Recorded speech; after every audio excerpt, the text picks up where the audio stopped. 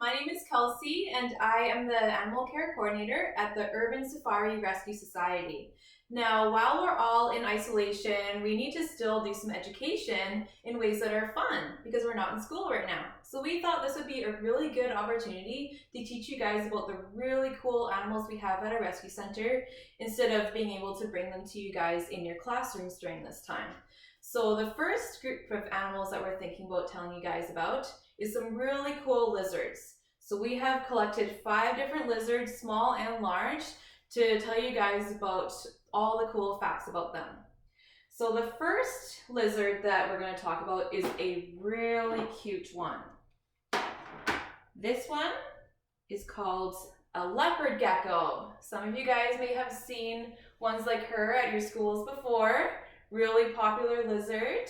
I'm gonna bring her closer because she's just so small. There, you can get a really good picture of her. Her name is Athena, and you can see why they're called leopard geckos because of her beautiful leopard-like spots. Now, the way that she uses those spots is to help her blend in with sand so she can hide in the desert from all her predators. However, if a predator does see her, she uses this really cool tail to protect herself. First thing she's gonna do is lift this tail high up in the air and then shake it around really fast. So what she's doing there is pretending to be the dangerous rattlesnake, also in the desert, that rattles its tail. She can pretend to be like them. All the predators think this is a dangerous animal, I can't eat her. If that trick doesn't work, next she makes this tail fall off her body. And the tail actually wiggles on the ground all by itself for about 30 more minutes. That sounds pretty weird, but the predators see a wiggling tail and they think that's something really delicious. So they're gonna eat up that tail while she's gonna run away and hide. So it's a good trick so that no one eats her, and her tail will grow back, but she can only grow a new tail about 3 times her whole life. Every time it has to grow again, it's shorter and shorter and shorter when it comes back. And then one day she's gonna have nothing left. So she used to be very smart, but when she drops that tail, not every time she's scared, because it's a good fat and water source too. If you look at her tail, I can actually tell Athena's lost hers before. Her first tail would have been much longer and pointier. See how it's very short and fat and not very pointy at the end like a pencil. So hopefully she'll never lose that tail ever again, but she's got a couple more chances. Now the next lizard I want to show you is a different type of gecko. A really pretty one.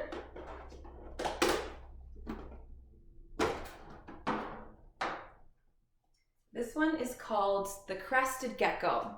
Her name is Jade, but they're also called the eyelash gecko. You might be able to see that they have really long, beautiful eyelashes. Now this is the type of gecko that you expect to be high up in the trees because she has sticky feet. The leopard geckos living in the desert, they don't have sticky toes, they just use claws to dig. But her toes are very sticky. She's sticking to me right now. So you're gonna find them in really small Pacific islands near Australia, high up in the trees, only jumping down to find worms or fallen fruit to eat on the ground. So it's really hard to find these guys in the wild. There was even a point where we thought they were completely extinct.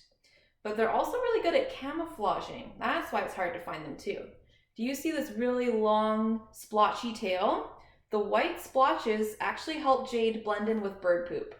Sounds really gross, but it works really well. There's lots of exotic birds living with her in that area, so she can camouflage with a lot of poop.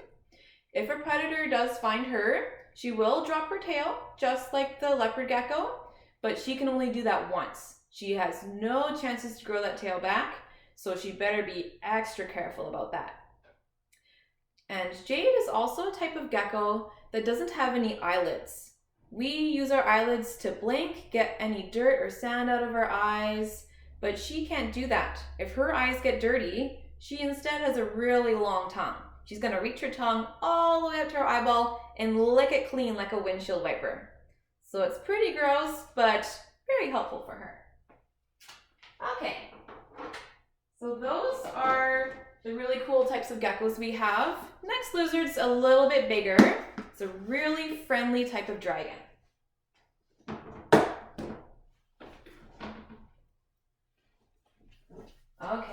am talking about a bearded dragon. So bearded dragons, they can't breathe fire or fly like the mystical dragons that we know, but they're cool in their own way. This one is named Sandy. Show your beautiful face, Sandy. And I'm going to show you why they're called bearded dragons. If she was out suntanning out in the Australian outback, that's where they're from, she's going to be really careful about other bearded dragons getting too close to her. Bearded dragons don't like each other. She wants them all to stay away. So if she feels threatened, one's getting too close, she's going to lift this chin high up in the air. You see all this extra loose skin under here? She's going to puff it out really big like a balloon. Then it all turns jet black under her chin.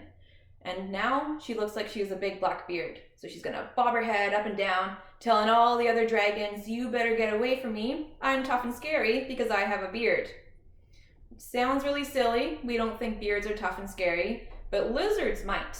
If you can change the color of your skin, to a lot of animals, that's a sign that you're dangerous, maybe you're poisonous to eat. But what if someone wants to eat her that's not afraid of a beard? Then she has to move on to plan B. You see how her tummy can get really flat? All the spikes on the side of her body point out. So then now she's going to look like a spiky pancake. Doesn't sound very delicious, does it? All the predators know that's way too spiky. Forget it, I can't eat her. But it's all a trick. All these spikes, they're actually fake. They're part of her skin that sticks out to look like spikes, only look sharp. If they were real spikes, I would not be able to touch them right now. So that is a very cool trick. Last resort they can do is run. They can go pretty fast if they need to. They can go about 9 to 10 kilometers an hour. So for a car, say that's a slow moving car, but for a tiny lizard like her, that's really fast to get away from danger. All right, next we're going to move on to a different type of dragon. One that doesn't usually get to visit the kids, so might be a little bit shy.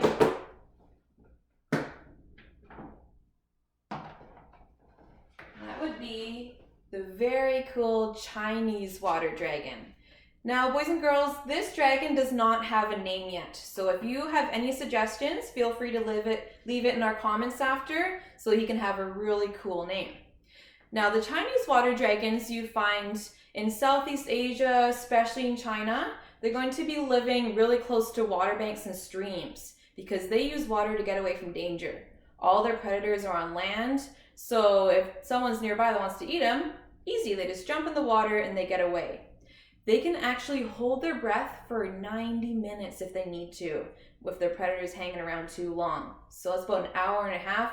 I can hold my breath for maybe 1 to 2 minutes at most. So that is really, really cool. You see this long tail too?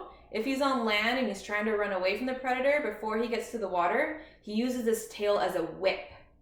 And look how long and pointy that is. If that were to whip you, that would really, really sting. So he's got some cool ways to protect himself. They are really calm, tame creatures. So a lot of people have this type of dragon as a pet. But we just have to be careful. They got lots of health issues because they like to live in the rainforest and near water. They like to be really, really wet all the time. So you always have to spray them down, make sure that they're not getting too dry or else they can get really sick.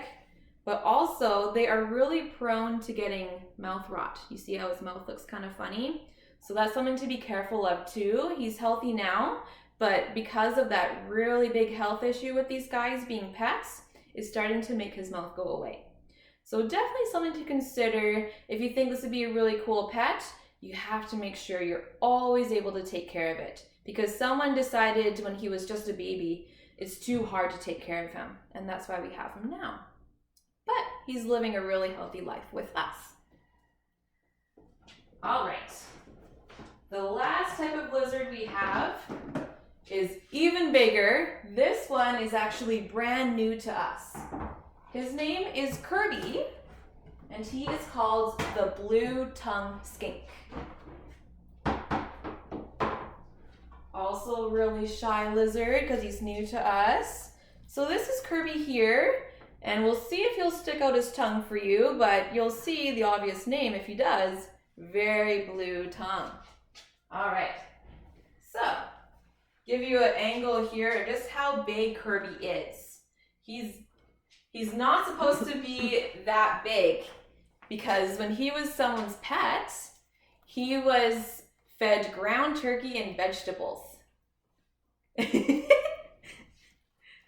So he did not know the right type of diet. Stay here, Kirby. See, he's a bit shy.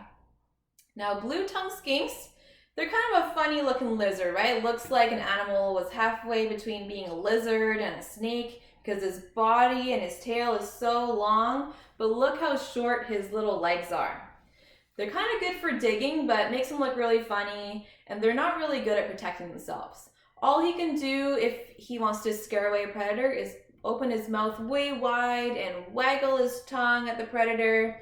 Apparently, with it looking so blue, it's kind of scary to the other animals. And other than that, they're just gonna try and dig to get away.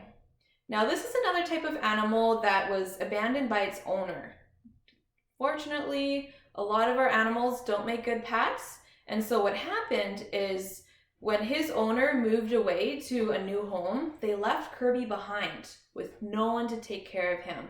There was another roommate still living there that eventually brought him to us after about a year, which is very nice. But that whole time, no one was holding him, and so he got really scared of people. We're working with him now so he can trust us again, but of course that wasn't a really nice thing. So people always need to make sure that they're doing their research with these animals to make sure that they can commit and take care and love this animal for its whole life. Otherwise, that's why we have a lot of these animals with us as well. But at least it's a really good opportunity to teach you guys about how cool these animals are. So those are all the lizards that we brought to you for this video. Make sure to keep tuning in, check out the other videos we're going to have throughout this period of time, and also check out our website. Of course, we are a nonprofit rescue, so it's really hard during this time with no birthday parties and no one able to visit to be able to still have the money we need to feed the animals, all the bugs and the produce. So if you could please donate by e-transferring us whatever amount of donation that your heart desires to our email there, info@urbansafari.ca. We would really appreciate it to be able to get through these tough times and still be able to teach you guys about these really cool animals. So thank you for watching, and we hope to see you again for the videos we have in the future. Thank you.